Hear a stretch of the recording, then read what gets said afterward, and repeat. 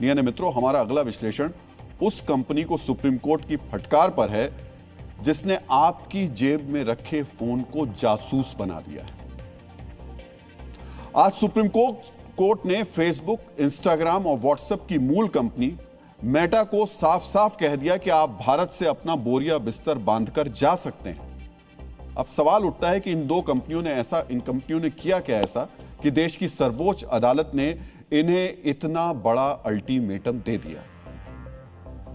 मित्रों, यह विश्लेषण सीधे सीधे आपसे जुड़ा हुआ है, देश के उन 53 करोड़ लोगों से जुड़ा हुआ है जो व्हाट्सएप का इस्तेमाल करते हैं, उन 38 करोड़ लोगों से जुड़ा है जो फेसबुक का इस्तेमाल करते हैं।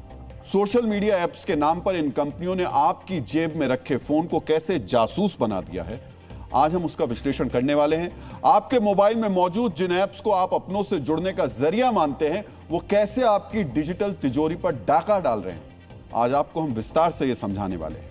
आज अपने विश्लेषण में आपको यह भी बताएंगे कि अपने डिजिटल डेटा को आप कैसे बचा सकते हैं।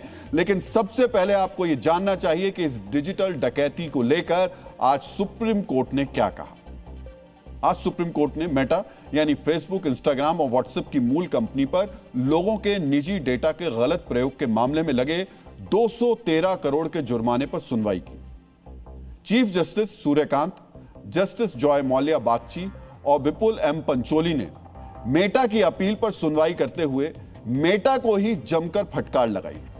मेटा पर लगे डेटा चोरी के आरोपों पर चर्चा के दौरान सुप्रीम कोर्ट ने जो कहा है वो आज आपको बहुत ही ध्यान से देखना और समझना चाहिए।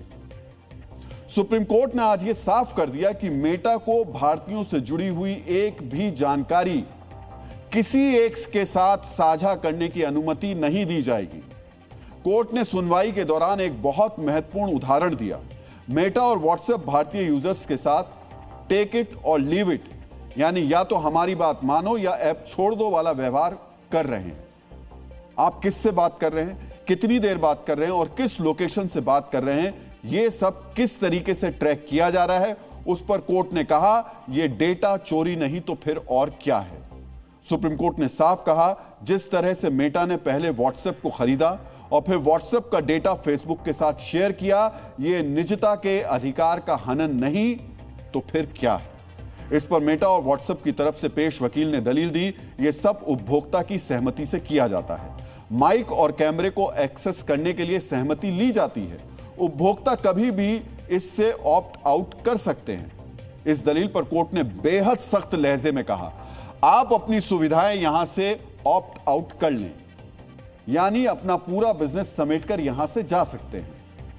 मित्रों, मेटा के वकील जो ऑप्ट आउट वाली दलील दे रहे थे, पहले उसे समझने की जरूरत है। जब आप मेटा के फेसबुक या व्हाट्सएप को डाउनलोड करते हैं तो उस वक्त आपको स्क्रीन पर एक मैसेज दिखाई देता है। इस मैसेज में फोन और मैसेज तक पहुंच बनाने की परमिशन मांगी जाती है। एक आदमी क्या करता है, बिना मैसेज पढ़े या समझे वो ओके या अलाउ कर जाता है।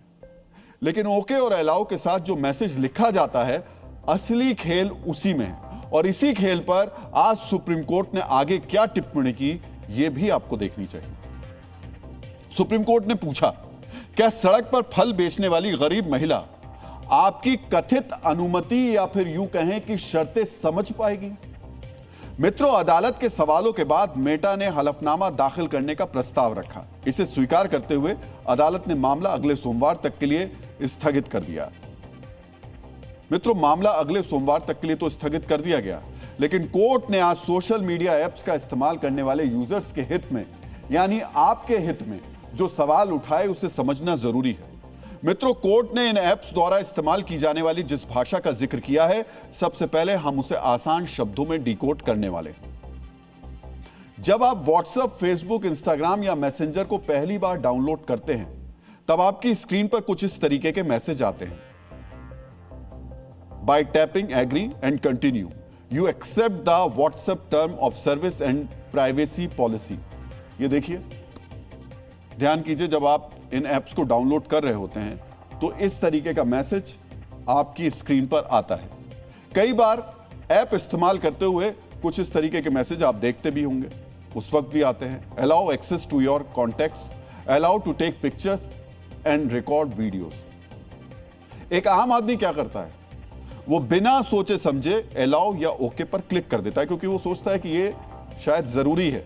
अगर इसे ओके या अलाउ नहीं करेगा तो वो एक्सेस नहीं पा पाएगा या उस ऐप पर काम नहीं कर पाएगा। उसे लगता है अगर उसने डिनाई किया तो ये ऐप चलेगा ही नहीं। इसी तरह से अनजाने में अपने फोन में इन ऐप्स को घुसपैठ करने की अनुमति दे दी जाती है। मित्रों, क्या आप जानते हैं इस तरह लोग अनजाने में इन ऐप्स को क्या क्या एक्सेस दे देते हैं? कैमरा, माइक, लोकेशन, फोन में मौजूद फोटो, वीडियो, फोन में जितने नंबर सेव हैं, आप कौन सी वेबसाइट्स देख रहे हैं, आप फोन में और कौन कौन से ऐप इस्तेमाल कर रहे हैं, आप क्या खरीद रहे हैं, यहां तक कि आपकी उम्र क्या है। इतना ही नहीं, जब आप अपने फोन में मेटा का कोई ऐप डाउनलोड करते हैं तो ये दूसरी कंपनियों यानी थर्ड पार्टी से भी आपके बारे में जानकारी जुटाती है। मित्रों, ये खेल कैसे खेला जा रहा है इसकी जानकारी हमने मेटा की लंबी चौड़ी प्राइवेसी पॉलिसी को बढ़कर के निकाली, जो आप में से 1% लोग भी नहीं पढ़ पाते होंगे, क्योंकि ये प्राइवेसी पॉलिसी 15,000 शब्दों की है। मित्रों, आपसे जुड़ी जो जानकारी इन ऐप्स के जरिए जुटाई जाती है वो इतनी संवेदनशील है कि इनसे आपको कंट्रोल किया जा सकता है। मित्रों, इन सारी जानकारियों के जरिए ही फेसबुक या मेटा के अन्य ऐप्स पर आपको एड्स दिखाए जाते हैं। ये कंपनियां किस हद तक डेटा से खेलती है इसे एक उदाहरण के साथ आपको समझाते हैं। मान लीजिए किसी ऑनलाइन कोचिंग कंपनी को अपना एड दिल्ली के ऐसे खास इलाके में दिखाना है जहां स्टूडेंट्स रहते हों, उनकी उम्र 18 से 25 साल हो और वो ग्रेजुएट हो, तो फेसबुक चुन चुनकर ऐसे बच्चों को एड दिखाएगा। मित्रों, आपने कई बार गौर किया होगा, आप अगर किसी से जूते खरीदने की बात कर रहे हैं या फिर इंटरनेट पर अपने जूता सर्च किया होगा तो आपको इंस्टाग्राम और फेसबुक पर जूतों के एड्स दिखने लगते हैं। कुछ इसी तरह से आपके हर क्लिक और हर कदम का हिसाब किताब रखा जाता है।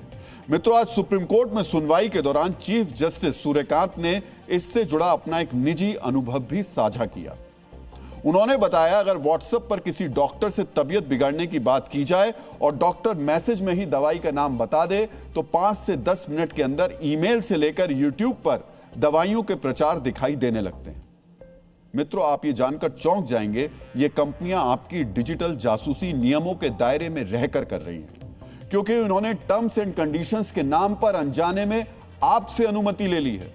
मित्रों, आज इस धोखाधड़ी को लेकर भी सुप्रीम कोर्ट में मेटा और व्हाट्सएप को फटकार लगाई गई।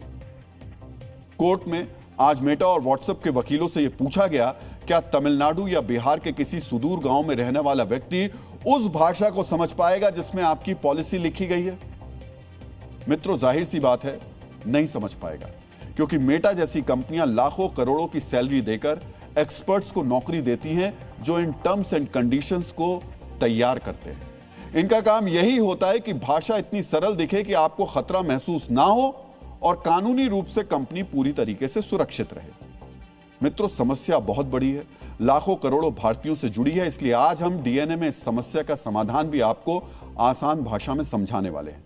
आगे हम जो बताने जा रहे हैं उसे बहुत गौर से सुनिएगा। अगर आप इस डिजिटल डकैती से बचना चाहते हैं तो अपने फोन पर साथ साथ इसे अप्लाई भी कर सकते हैं। मित्रों, अगर आप नया अपडेटेड स्मार्टफोन यूज कर रहे हैं तो स्क्रीन के ऊपर दाएं कोने पर हमेशा ध्यान रखिए। अगर यहां हरा या नारंगी बिंदु यानी डॉट दिखाई दे तो समझ जाइए कोई ऐप आपके कैमरा, माइक या लोकेशन का इस्तेमाल कर रहा है। ध्यान से देखिएगा ऊपर की तरफ। आप इस पर क्लिक करके ये जान भी सकते हैं कि किस ऐप ने कितनी बार आपके कैमरे, माइक और लोकेशन को ट्रेस किया है। मित्रों, इस विश्लेषण के लिए रिसर्च करते वक्त जब हमारी टीम के एक सदस्य ने अपने फोन पर यह चेक किया तो पता चला कि पिछले 24 घंटे में 11 ऐप्स ने फोन की लोकेशन को ट्रैक किया। इसमें भी सबसे ज्यादा करीब 20 बार मेटा के ऐप्स जैसे व्हाट्सएप, फेसबुक या इंस्टाग्राम ने लोकेशन को ट्रैक किया। मित्रों, इस डिजिटल जासूसी को बंद करने का तरीका है, क्योंकि अभी भी रिमोट कंट्रोल आप ही के हाथ में है। इसलिए आप अपने फोन की सेटिंग्स में जाएं, प्राइवेसी ऑप्शन पर क्लिक करें, वहां परमिशन मैनेजर ऑप्शन पर जाएं। यहां आप देखेंगे कैमरा, माइक्रोफोन और लोकेशन का एक्सेस किन किन ऐप्स के पास है। जो ऐप गैर जरूरी हैं उस पर क्लिक करके आप इसे डोंट अलाउ भी कर सकते हैं या अलाउ व्हाइल यूजिंग ऐप, यानी सिर्फ ऐप का इस्तेमाल करते हुए ही इसे एक्सेस दे सकते हैं। मित्रों, इंटरनेट की क्रांति आने के बाद डेटा को लेकर यह कहा गया, data is the new gold, यानी आपसे जुड़ी डिजिटल जानकारी सोने की तरह है। लेकिन सोचिए कितनी सोची समझी साजिश के तहत इसे आपकी अनुमति से ही चुराया जा रहा है और आगे बेचा भी जा रहा है। एक अनुमान के मुताबिक मेटा भारत में सिर्फ एड्स से यानी विज्ञापन से करीब 1,75,000 करोड़ रुपए कमा रहा है। लेकिन आपके डेटा के इस्तेमाल से जो कमाई की जा रही है उससे आपको क्या मिल रहा है? कुछ भी नहीं मिल रहा।